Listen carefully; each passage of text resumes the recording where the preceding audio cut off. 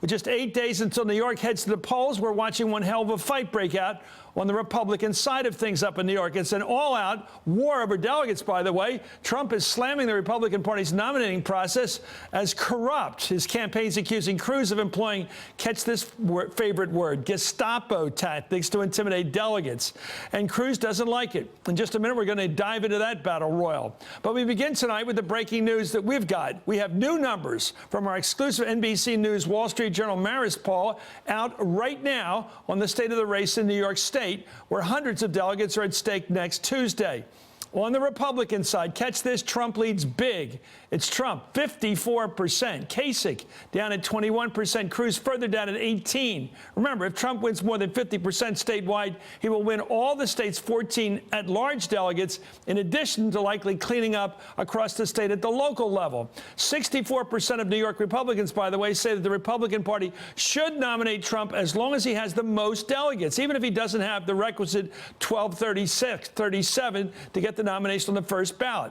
And there isn't much love for the convention's savior either. Look at this. 59% of New Yorkers say that if the Republican Party nominates someone other than Trump, it should nominate someone who has actually been running. Only 32% say it's acceptable to nominate someone who hasn't been running, an outsider. In the Democratic race, Hillary Clinton holds a commanding lead as well. It's Clinton. Look at this. 55%.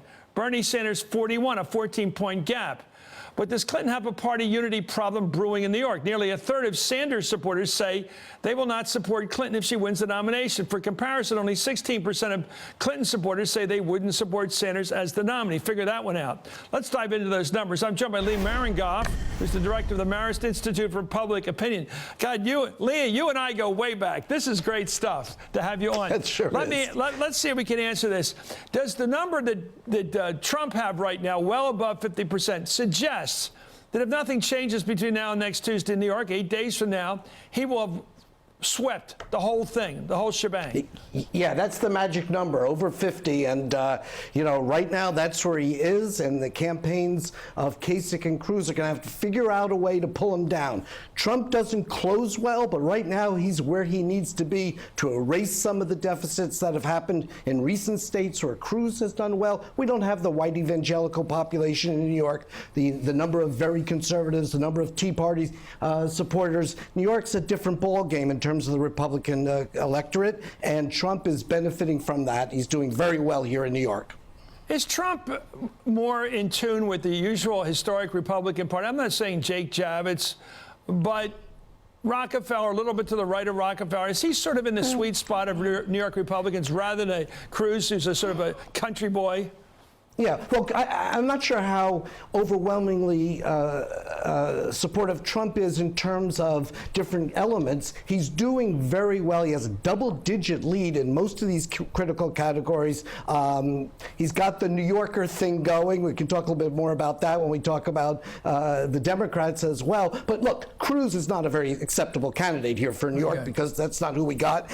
And Kasich is the second choice, might pick up a little bit as voters who don't like Trump start to think of, well, who's the stop Trump guy in New York? Right now, it's neither of them because Kasich and Cruz are splitting the remaining vote that Trump doesn't get. Trump's positioned just where he needs to be here in New York. I'm just thinking, Lee, that if Trump had had a decent couple of weeks coming into this instead of a bad week, well, lost like 10 contests in a row to Cruz out there, and he had the whole thing about what he said with me and everybody else, and what he said, you know, the comparison of the two wives' looks and all that stuff with Lewandowski, all that stuff is bad news. Was he running like 75% before this poll was taken? I mean, how did he end up at high? I mean, I just wonder. Nothing seems. He's bulletproof. It looks like. Yeah, but don't confuse the numbers he's getting for a Republican primary with what is a very blue state, because Bernie Sanders and Hillary Clinton clean as clock, and all the Republicans as far as the electoral votes in New York is concerned. So this is a battle. Does Trump get back on the pathway to getting the nomination uncontested? And this would be a step in that direction for him, but no means finishes that argument. We're still going to have other states with lots of delegates to be selected. It just gets him back on course where he's been losing. That's a sharp assessment. Last question.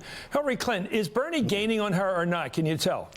Well, what we see in New York, York. it's obviously closer than it was months ago, but she has a very comfortable lead, and it's no accident that Hillary Clinton is talking about the time she was a senator. When we did polls way back when she was a senator in 2008, her approval rating in New York was 62%. So she's going around the state reminding people, remember me? You liked me then. I need you now. But the difference in New York is whether you're 45 years of age or older. Age trumps everything here in terms of if you're over 45, Hillary Clinton has a 23-point lead. If you're under 45, Sanders has a 25-point lead. The benefit for Clinton is that more people are over 45, and that's why she's running up the score right now in New York. And this gets her back on the path. You know, Sanders' argument is he's going to chip away at the delegates and make it among the pledged delegates. Well, you don't do it in New York if you don't win the primary. As Yogi Berra would say, it's getting later earlier here in New York. I keep thinking, free tuition. That's a hell of a deal if I were a kid. Thank you, Lee Miringoff. It's great working with you again.